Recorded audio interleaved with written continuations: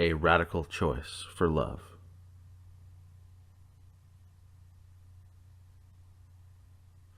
If more than half the world is on the verge of starving to death, the war and the hatred and the revenge and the pillaging is not going to go away unless people like you and I hold the vision of a higher possibility and make a radical choice for love, moment by moment, and don't back up off of that choice. Holding such a vision and staying true to it requires several things. Number one, the determination to safeguard where you place your attention. Number two, the ability to act out of true choice and not simply react to circumstances. Number three, a commitment to doing what is right, even when it might be painful. This brings us to the 3 levels of power. The first level of power is force. Do what I want, or I'll hurt you. The second level of power is bargaining, otherwise known as, let's make a deal. The third level of power is love. Doing the right thing, even if it hurts. Now, even if you're willing to do the right thing, the world occasionally might look like a hopeless place. Remember the century of war, all the hatred, starvation, revenge, and pillaging? When everything is on the line, vision is actually more important than sight. So what would your vision of world peace look like? If you focus too much on the horrible suffering, it can feel near impossible to hold a higher vision. If that's how you feel, you're not alone.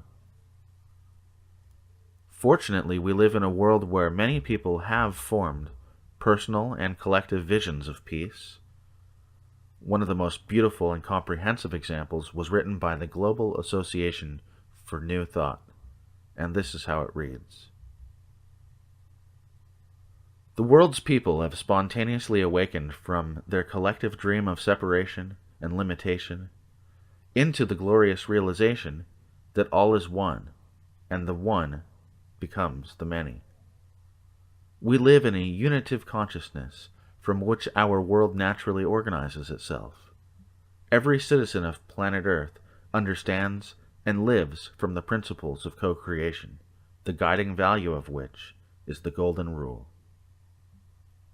In diversity and multiplicity, we see the unity of all life. All sentient beings are celebrated and held in high regard as necessary to the unfolding of our greater good. We have shifted from a competition to composition and intentional relationships. Our differences are seen as our gifts, and we welcome their expression.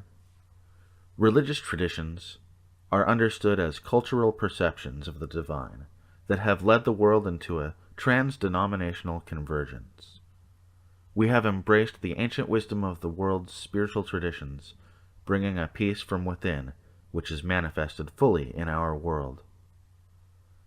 Our respect for all life transforms our sense of dominion over nature into the role of guardian and caretaker. The policies and practices of our governance and our industries are extensions of our love of life and our respect for the intelligence of nature.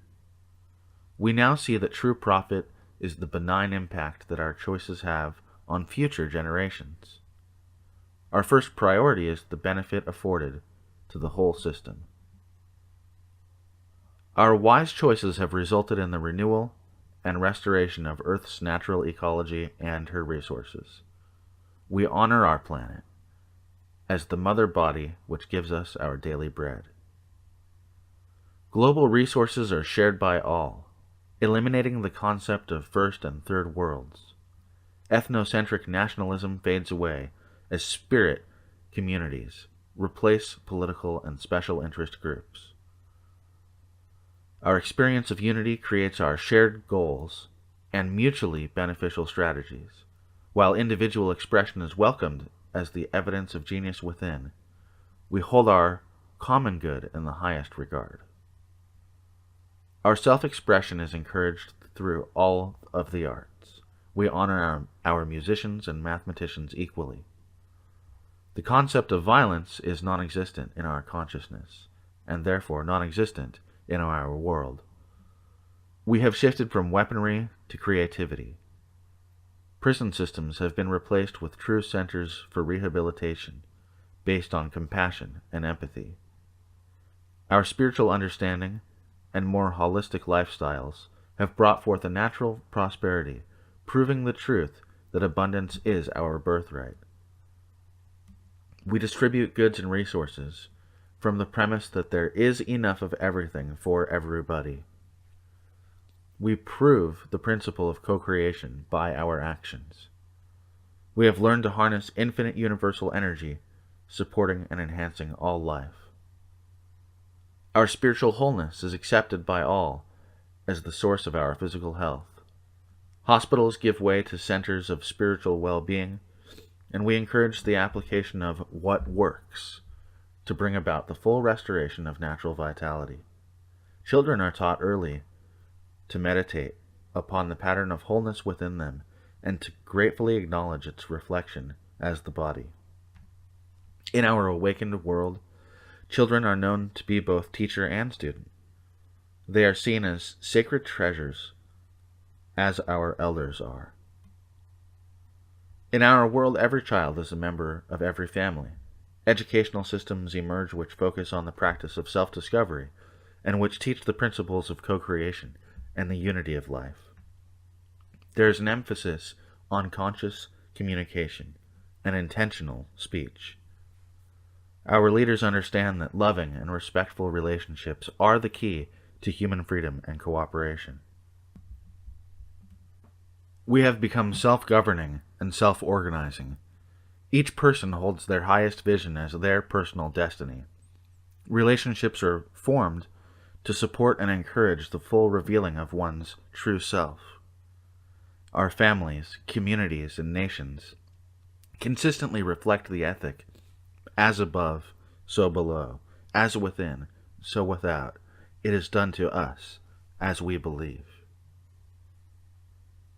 Our hearts are open to the continuous influx of kindness and love.